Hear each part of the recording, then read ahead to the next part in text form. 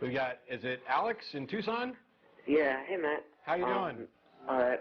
What do you think about the possibility of us sort of becoming godlike creatures through our technology? I read this short story from the 50s called The Last Question by Isaac Asimov.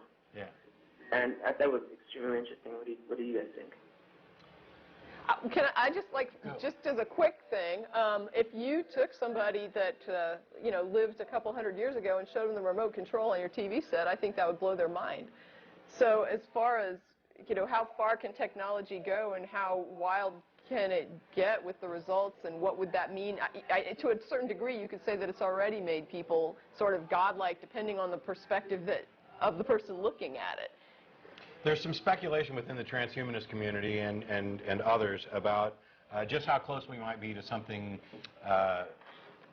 extremely profound and reality altering like that. This idea of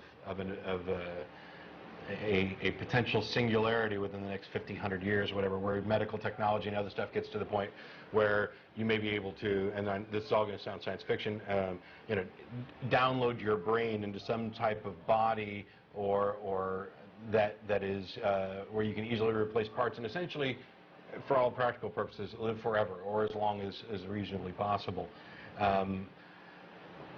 I favor those kind of ideas. I'd like to live for just about as long as I possibly could. I mean, there's always more to learn, more to do. I'm in favor of it. I don't think I'd go investing in it right now.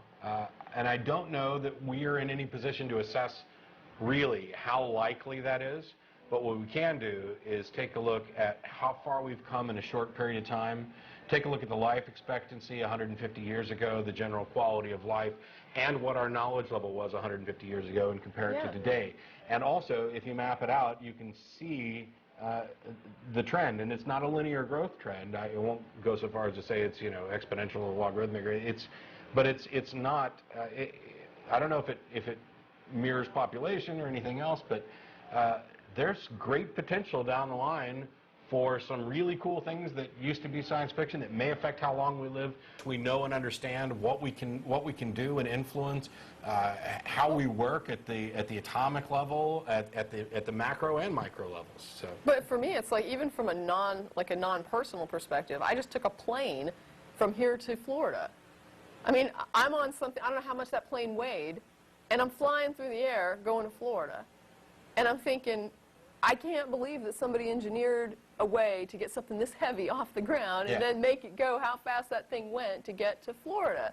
And who would have believed that 200 years ago? Or even further, when people call and ask about biblical prophecy and they quote some nasty little passage out of Isaiah where they try to rewrite it to make it sound like the Bible knew that the earth was a sphere, when that's not necessarily what the passage says. And by the way, it wouldn't be that surprising if it was. Where's the prophecy that tells us about the germ theory of disease? Where's the prophecy that gives us real scientific insight? Where's the prophecy that says, in the future there are going to be huge metal tubes flying around in the air? I mean, that would have been something that would have been absurd and beyond the grasp of the people that were writing these books. Or that we were going to go to the moon. Why? Yes, and men will walk on the moon. And why is it that these revelations in prophecy don't seem to go beyond the scope of understanding of the marauding band of barbarians who wrote the thing? Yeah. But I think, wasn't it Galileo was talking? I think he was talking about the rotations, but I mean, it's still spherical. It's like you see the shadow on the moon, and there it is. It's a curve. Yeah. I mean, you can see it. But even, and I mentioned this before in a response, Alex, we're going to let you go. I appreciate the call because we got other people waiting. But thanks for calling, Alex. All right, thanks, guys. Thanks for changing my life. Thank you. I mentioned this in an email, that it was never surprising to me that somebody might describe the circle of the Earth. Because if you stand at the top of a mountain and look around, guess what? It's 360 degrees. Right. And from there, it's not very difficult, and I realize maybe I'm some mental giant to have come up with this while I was sitting around in my underwear answering email. But it seems to me that somebody in the ancient times wouldn't have had too much difficulty saying, you know what? I see the circle of the Earth while I'm standing here on this mountain. And oddly enough, when I move over to that mountain that appears to be at the edge of the circle, when I climb up to the top of it, I see a circle there. Right. Not to mention they were navigating. What way could we possibly put all these circles together to describe the shape of the planet that we live on? But they were seafaring even back then. Yeah. I mean, the mast disappeared. Yeah. Yeah. It did take. I don't want to downplay the significance of what these people came up with.